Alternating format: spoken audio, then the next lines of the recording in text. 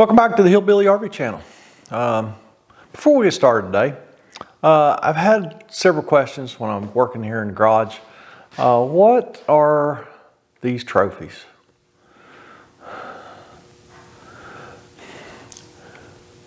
That's not all of them. So there's a bunch of plaques too.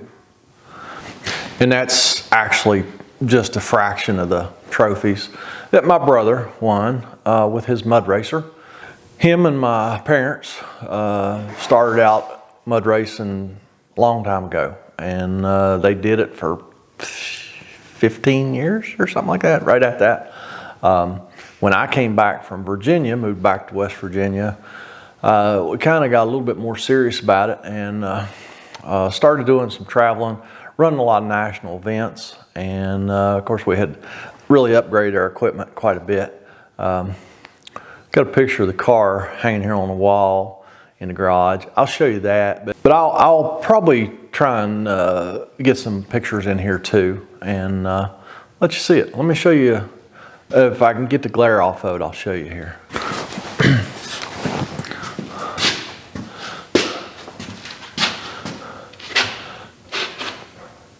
That was the mud racer. That was at Indy. What is a mud racer, you may be asking?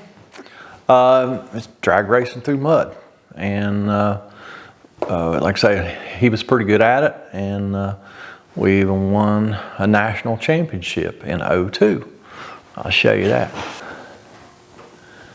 So yeah, in '02 we did a lot of traveling. We hit all the national events for the NMRO that year, and we ended up with a championship in the Class 6. That's the paddle tire class.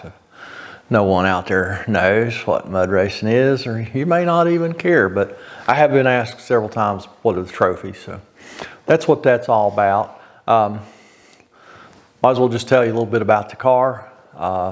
It was the chassis was a KCD chassis. Blaine Kilby in Johnson City, Tennessee built the chassis. He's still in the business, still does a lot of them. The engine was based on a Chevrolet. It was a 540 cubic inch, all aluminum. I don't know all the compression ratios and all that nonsense, but it had a 1471 blower sitting on top of it. And we typically run around 35 pounds of intake pressure. It ran on pure methanol, and we always estimated around 2,500 horsepower. Yeah, all that power ran through a 2-speed power glide through a 10-inch Chevrolet rear end, and we ran 44-inch tires if we were running a cut tire, and all that was you could take a DOT tire and shave off probably about 50 pounds of rubber, called a cut tire. The championship we won was in paddle tire class, so I don't know if any of that interests you. I've been asked several times about the trophy, so there you go. Shout out to my brother. He was very successful, and we had a lot of fun with it. We did it as a family, and we had a lot of fun. So you might ask yourself, well, Hillbilly, what in the world are we working on today? Well, we're gonna be working on a furnace after all that long introduction. A friend of mine called today and like, hey, our furnace in our motorhome ain't working, and we're trying to sell it. So can you help us out? And I said, yeah. I said, can you bring me the furnace? Because I'll show you why. I said, could you bring me the furnace? Because I wasn't going to go work in that. Yeah, we've had a little snow here in southern West Virginia, and you may notice what's sitting here. And I'll tell you about that real quick.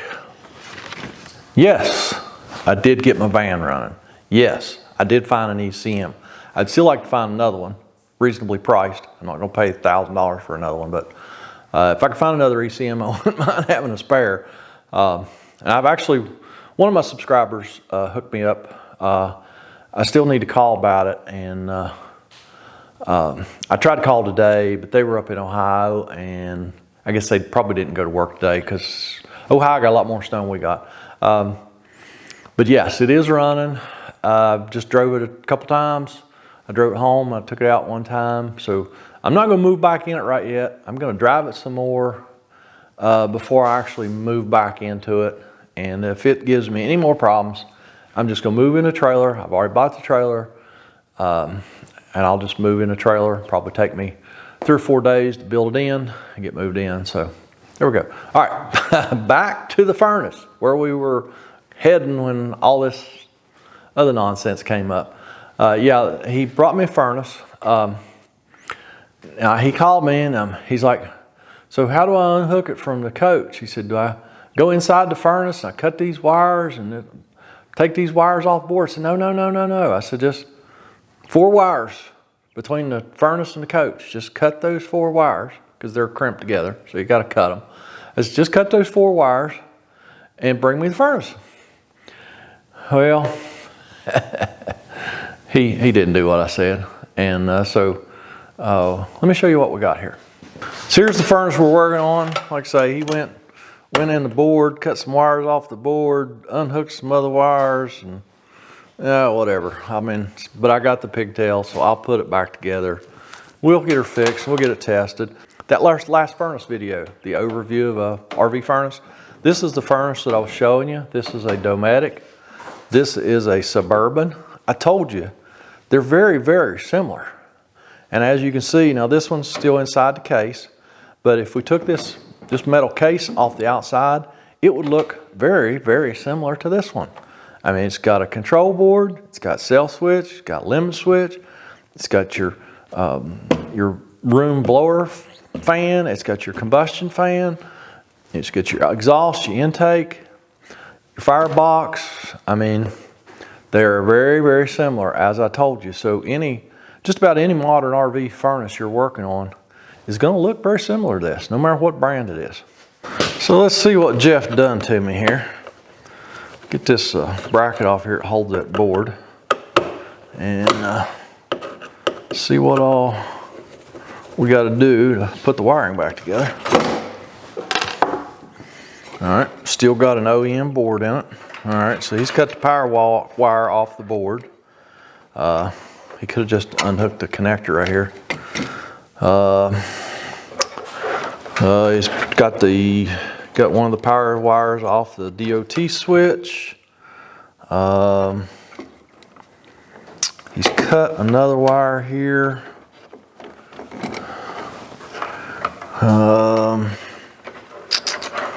So that's one of the thermostat wires. I have to figure out where it goes. And then the ground wire. It'll go on a ground terminal block underneath the furnace. So let me see. Let's see, so where did he cut the blue wire off? The red wire is easy. Let's see. Oh, he cut the blue wire off the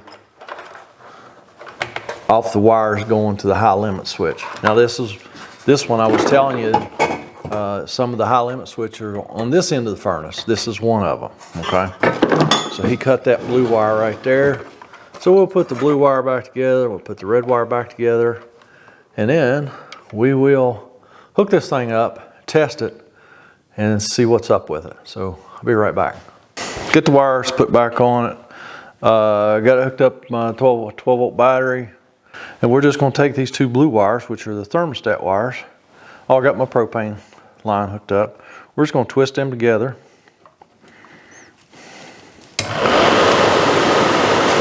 Fan comes on. After a delay, it will try and ignite. Should be able to feel the valve open. The gas valve should go clunk. Okay, the gas valve open. And that's what I was a little bit afraid of. It lit right up. Let's make sure it's going to burn all right.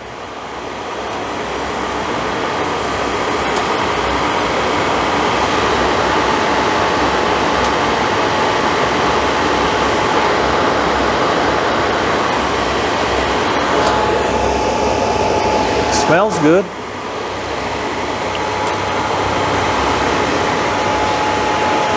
There's a little window here in this firebox that you can look in. It looks nice and blue in there, the flame does. I was a little bit afraid this is what was going to happen because I think this furnace might have been dirty. Maybe the orifice has a little something in it. And all that jiggling and stuff, getting it out, getting it here, and everything might have dislodged whatever was blocking the orifice. So I think what we're going to do is we're going to let this thing burn for a little bit, maybe 10 minutes or so. Make sure it burns fine, because they did say that it was, they did say it would burn for several minutes and then go out. So we'll let it burn here for a little bit, and then I think we're still going to take it apart a little bit and clean it, just so when they take it back, put it in their RV, it'll work when they take it back. So I'll be back with you here in a minute. That furnace will shut off here in just a minute. The orifice and the burner tube and everything live down in here. So I'm going to access it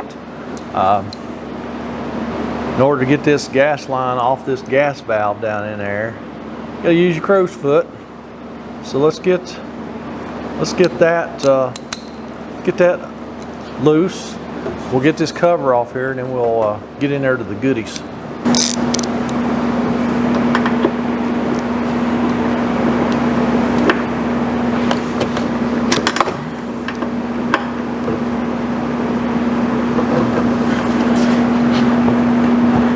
Oh, goodness gracious.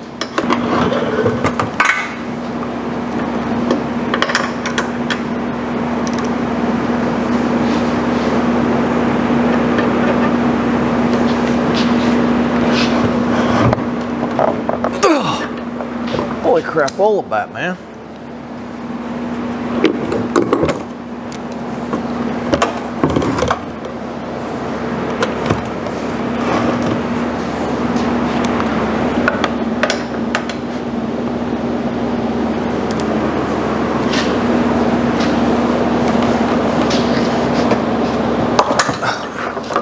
Holy crap.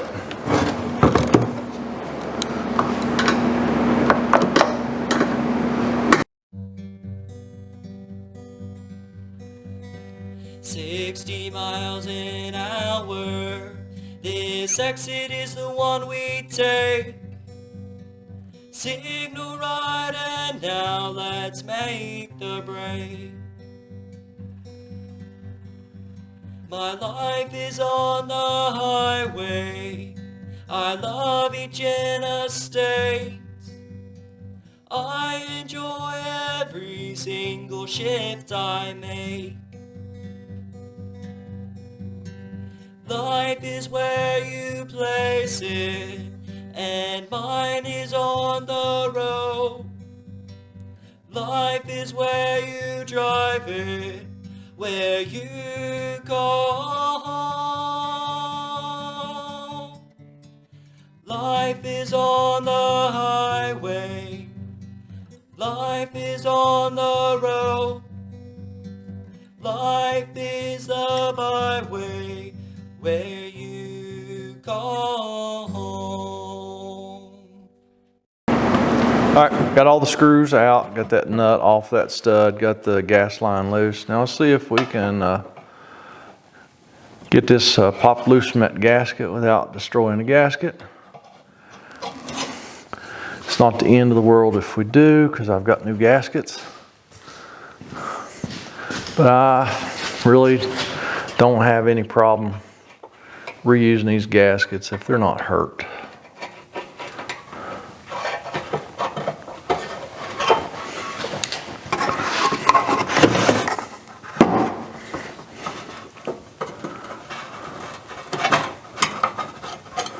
Hopefully it'll all stick to the furnace, not. There we are. All right, so here is our orifice, right there. We'll take that off, and we'll make sure it's clean.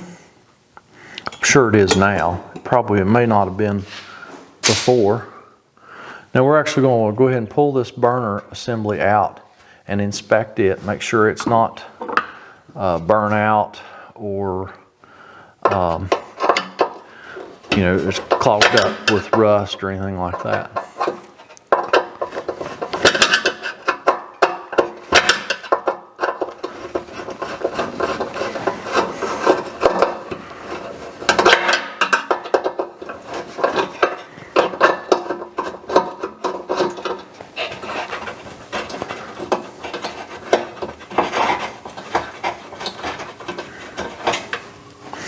All right, that gasket is tore up, so I will be installing a new one.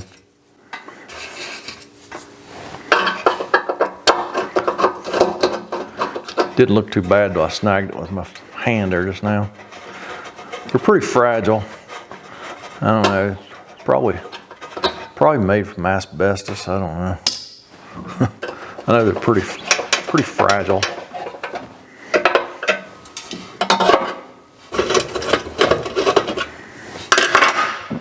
Got most of these screws out that have to come out. I don't think all of them have to come out.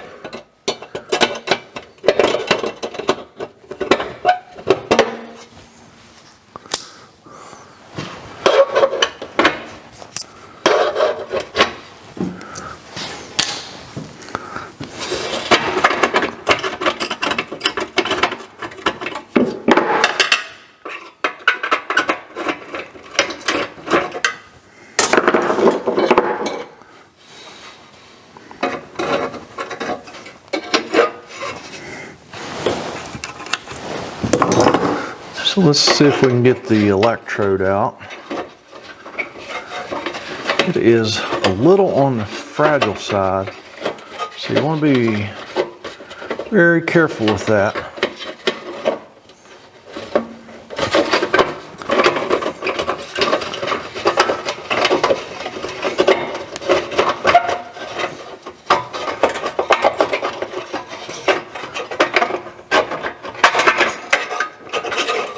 Okay. There's the electrode. It looks good. You want to just kind of just wiggle this a little bit, very gently. Make sure it's not broken down inside that ceramic. Okay.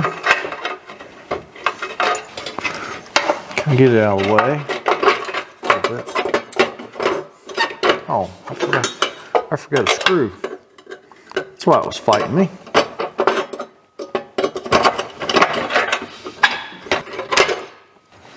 So let's get the burner tube up out of there. It doesn't look bad. It could use a little cleaning up here. Make sure there's no holes here, and there's not. So it looks good. I'll hit it with wire brush real quick and just blow that out.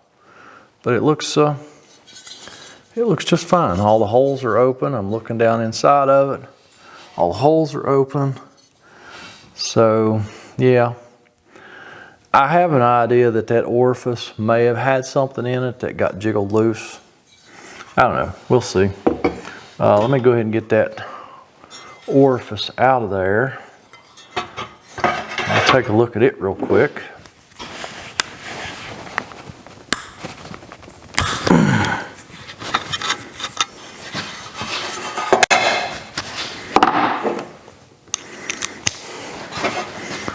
Okay, just get that orifice out of there. I'm just going to look up at the light in it. I can see through the wall. It looks fine. Let me kind of blow through this tube with my mouth and see what comes out of here. I didn't see anything. So yeah, I expect it was probably dirty and then it just got jiggled loose. So I am going to just go ahead and see if I can get some of this rust out of here and just wire brush this burner tube and finish inspecting it, but it looks fine. And we'll get this all put back together.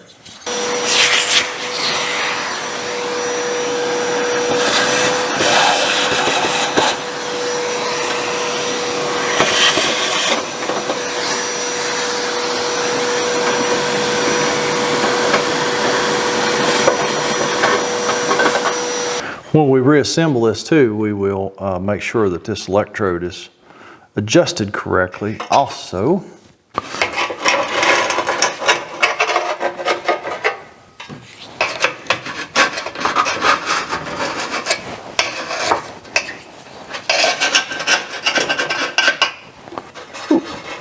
got to put it on the right way though. Oh, it would have never worked that way. All right, so we're gonna get our new gasket out of the way so we don't destroy it while we get this other stuff back together.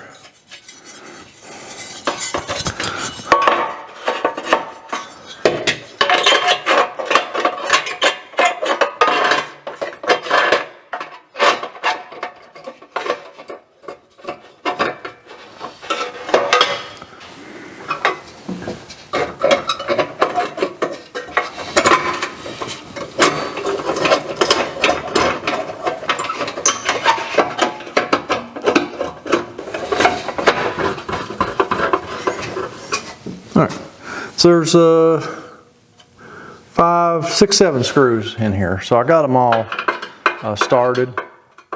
So now we're just going to go around and snug them all up. Look at that electrode here in just a second. After I get both screws in it snugged up. We're just going to look down in there. That looks great. So we'll just tighten the rest of these screws up. Just like that. They're all snugged up. All right, so now we're going to put our gasket back on. We're going to put this back on. We're just going to put just a screw or two in it till we get that nut started back down that gas valve. But we're just going to put that nut on there, and we're going to put one screw just to keep it from moving around so we don't tear our brand new gasket up.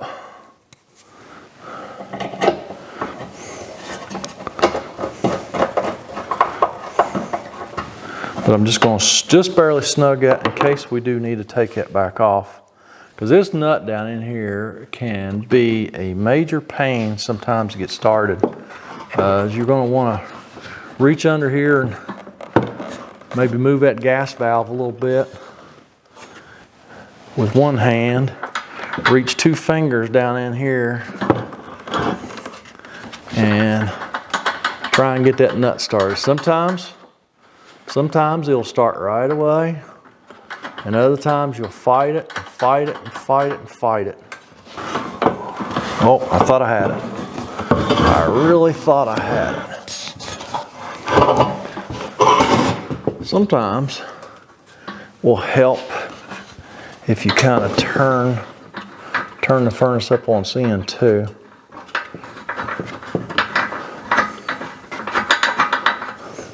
But you absolutely can't see anything when you do that.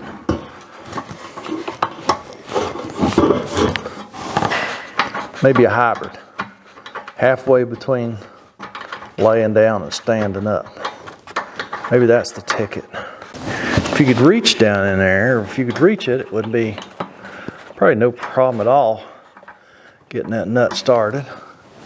All right, I think I got it again. Let's see. No, of course I don't. Well, you get the idea. Once I get that started, I'll be back. That was easy. No, it wasn't. That was a nightmare. That may have been the worst one I ever had.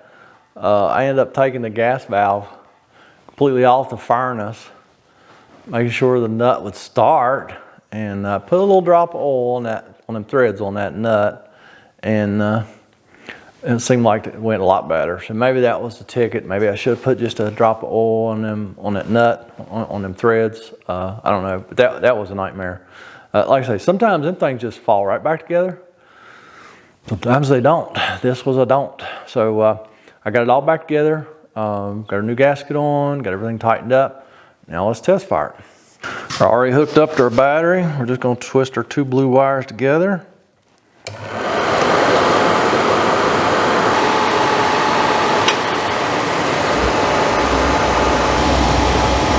I'm looking in that window, see what the flame looks like. Looks good. Can you hear it? Can you hear it burning? So there you have it. You know, is this gonna fix this furnace? I don't know. Is there some kind of problem with the motorhome? I don't know. Some kind of problem with gas pressure? I don't know, because say I was just delivered the furnace and I was told to work on it, so I did. And so all they can do now is take it back and put it back in the motorhome, see what happens. If it does not want to work, then chances are there's something wrong with the motorhome. I'd almost say it's probably something to do in the LP system. Maybe the pressure's a little low. It has been pretty cold here, so maybe there's a little ice. You know, sometimes those propane lines will get a little bit of water in, a little bit of condensation and stuff. Maybe a gas line's froze up somewhere. I don't know. But anyhow, it is running. It is clean. It's all in spec. So that's all I can do at this point. So all you can do is go down there and leave me a comment. Don't forget to check out my Amazon store link. A lot of the tools and things that I use, a lot of the parts that I use are in that store, so check that out. I am going to go up the road and fix another one, and y'all have a fantastic day.